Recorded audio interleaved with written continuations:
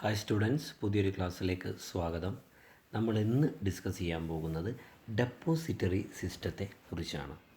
Depository system എന്ന് പറയുന്നത് public ഇഷ്യൂവുമായി ബന്ധപ്പെട്ട് അല്ലെങ്കിൽ ഒരു ഷെയർ ഇഷ്യൂ ചെയ്യുന്നതുമായി ബന്ധപ്പെട്ട്, ഒരു ഷെയറിനെ സ്റ്റോർ ചെയ്യുന്നതുമായി ബന്ധപ്പെട്ട്, ഒരു ഷെയർ സർട്ടിഫിക്കറ്റുമായി ബന്ധപ്പെട്ടൊക്കെയുള്ളൊരു കാര്യമാണ് ഡെപ്പോസിറ്ററി സിസ്റ്റം അഥവാ ഡെപ്പോസിറ്ററി സംവിധാനം എന്ന് അറിയപ്പെടുന്നത്.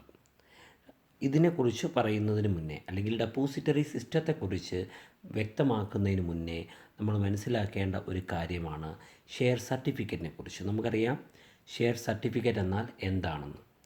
Share certificate is an evidential document provided or issued by the company to the share holder.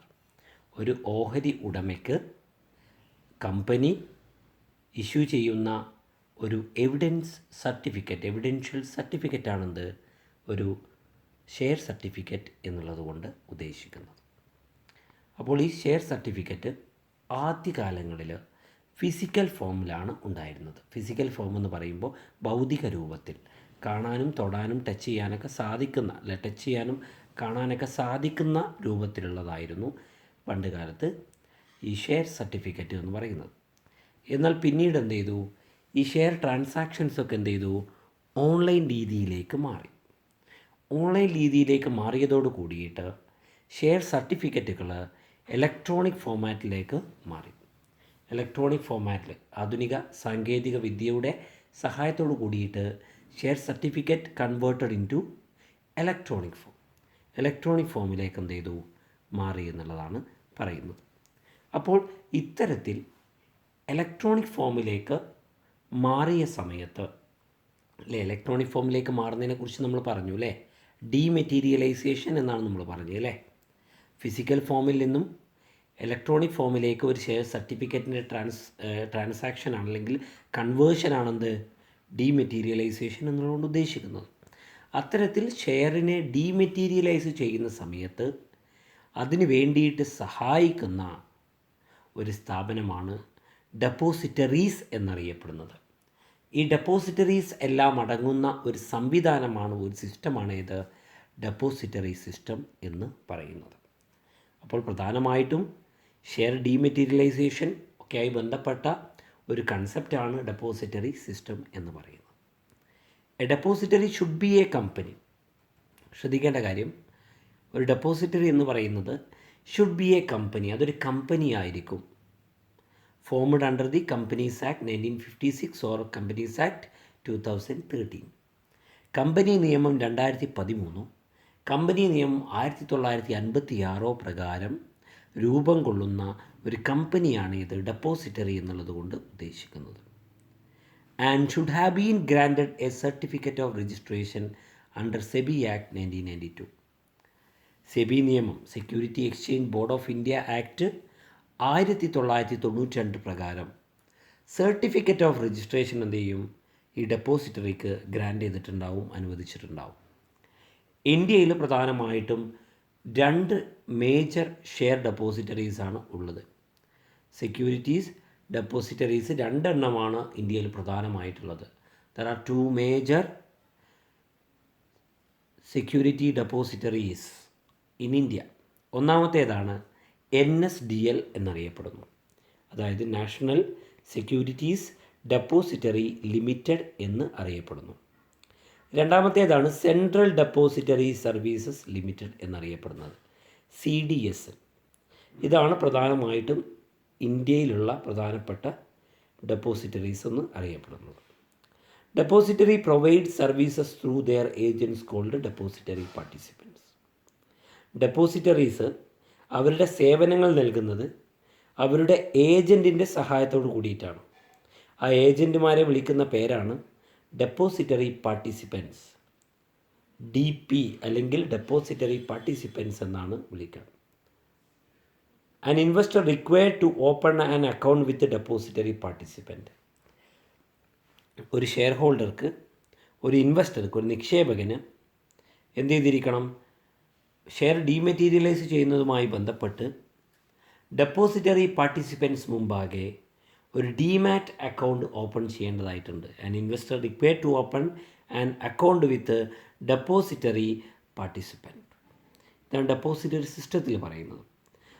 അടുത്തതാണ് പ്രോസസ്സ് ഓഫ് ഡീമാറ്റിംഗ് ഷെയർസ് എന്ന് അറിയപ്പെടുന്നത്. ഡീമെറ്റീരിയലൈസ് ചെയ്യുമ്പോൾ ഒരു ഷെയറിനെ ഡീമെറ്റീരിയലൈസ് ചെയ്യുന്നതുമായി ബന്ധപ്പെട്ട കാര്യങ്ങളാണ് ഇവിടെ പറയുന്നത്. അതിന് മുന്നോടിയായിട്ട് ഡീമെറ്റീരിയലൈസേഷൻ്റെ കാര്യം നമ്മൾ ഓൾറെഡി പറഞ്ഞതാണ്, ഒന്നും കൂടി ഇവിടെ പറയുന്നു. Dematerialisation is A process through which physical securities such as share certificate and other documents are converted into electronic format and held in a demat account. Dematerialisation എന്ന് വെച്ചാൽ എന്താണ്? അവിടെ ഫിസിക്കൽ സെക്യൂരിറ്റിയെ അല്ലെങ്കിൽ ഷെയർ സർട്ടിഫിക്കറ്റിനെ അല്ലെങ്കിൽ മറ്റ് ഡോക്യുമെൻറ്റുകൾ എന്ത് ചെയ്യുന്നു? ഇലക്ട്രോണിക് ഫോമാറ്റിലേക്ക് കൺവേർട്ട് ചെയ്യുന്നതാണ് ഡീമെറ്റീരിയലൈസേഷൻ എന്നതുകൊണ്ട് ഉദ്ദേശിക്കുന്നത്. എന്നിട്ട് എന്ത് ചെയ്യുന്നു? അത് ഡീമാറ്റ് അക്കൗണ്ടിൽ സൂക്ഷിക്കുന്നു. If an investor intending to dematerialise its securities needs to open a demat account with depository participant. ഒരു ഇൻവെസ്റ്റർക്ക് അയാളുടെ കൈവശമുള്ള സെക്യൂരിറ്റിയെ ഡീമെറ്റീരിയലൈസ് ചെയ്യണമെന്നുണ്ടെങ്കിൽ, ഇലക്ട്രോണിക് ഫോമിലേക്ക് മാറ്റണമെന്നുണ്ടെങ്കിൽ അയാൾ ഡെപ്പോസിറ്ററി പാർട്ടിസിപ്പൻറ്റ് മുമ്പാകെ ഒരു ഡീമാറ്റ് അക്കൗണ്ട് ഓപ്പൺ ചെയ്യേണ്ടതായിട്ട് ഉണ്ട്. A depository is responsible for holding the securities of a shareholder in electronic form. ഒരു ഡെപ്പോസിറ്ററിക്ക് ഉത്തരവാദിത്തമുണ്ട് എന്തിനു വേണ്ടിയിട്ട്? ഷെയർ ഹോൾഡറുടെ സെക്യൂരിറ്റീസ് ഇലക്ട്രോണിക് ഫോമിലേക്ക് സൂക്ഷിക്കുന്നതിന് വേണ്ടിയിട്ട്. The security could be in the form of share certificate.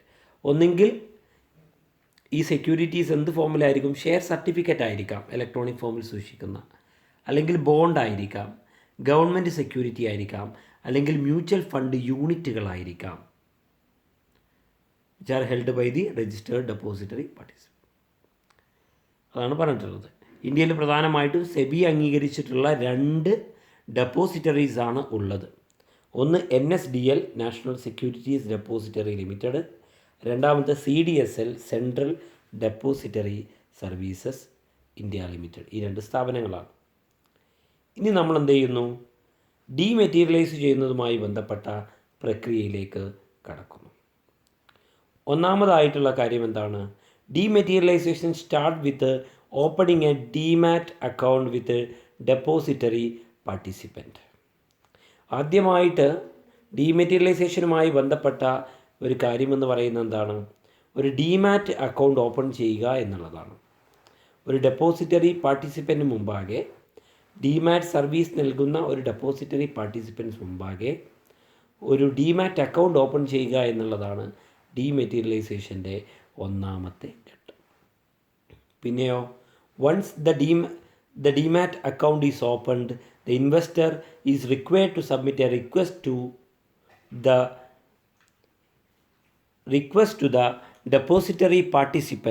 depository participant in the dematerialization request form for dematerialization along with the certificate of securities to be dematerialized.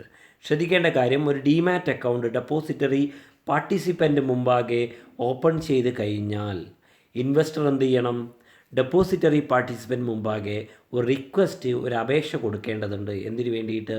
Dematerialisation request form എന്നുള്ളതിൽ കൊടുക്കണം. Dematerialise ചെയ്യുന്നതിന് വേണ്ടിയിട്ടുള്ള ഒരു അപേക്ഷാ form പൂരിപ്പിച്ച് നൽകേണ്ടതായിട്ടുണ്ട്. Along with എന്തിൻ്റെ കൂടെ? Certificate of security, share സർട്ടിഫിക്കറ്റിൻ്റെ കോപ്പിയോടുകൂടെ. ഏത് ഷെയർ സർട്ടിഫിക്കറ്റാണോ ഫിസിക്കൽ ഫോമിൽ നിന്ന് ഇലക്ട്രോണിക് ഫോമിലേക്ക് മാറ്റേണ്ടത്, ആ ഷെയർ സർട്ടിഫിക്കറ്റ് കൂടി അതിൻ്റെ കൂടെ ഒരു ഡീമെറ്റീരിയലൈസേഷൻ റിക്വസ്റ്റ് ഫോം DRF കൂടി പൂരിപ്പിച്ച് കൊടുക്കണം. ആർക്ക്? ഡെപ്പോസിറ്ററി പാർട്ടിസിപ്പൻസിന്. ആരാ കൊടുക്കേണ്ടിയേ? Investor. On each share certificate surrendered for dematerialisation need to be mentioned. ഓരോ ഷെയർ സർട്ടിഫിക്കറ്റിൻ്റെ മുകളിലും സറണ്ടേർഡ് ഫോർ ഡീമെറ്റീരിയലൈസേഷൻ, ഡീമെറ്റീരിയലൈസ് ചെയ്യുന്നതിന് വേണ്ടിയിട്ട് സറണ്ടർ ചെയ്തിരിക്കുന്നു എന്നുള്ള കാര്യം മെൻഷൻ ചെയ്തിരിക്കേണ്ടതാണ്. The DP verify the details filled in the DRF including the certificate. ഇങ്ങനെ ഇൻവെസ്റ്റർ സബ്മിറ്റ്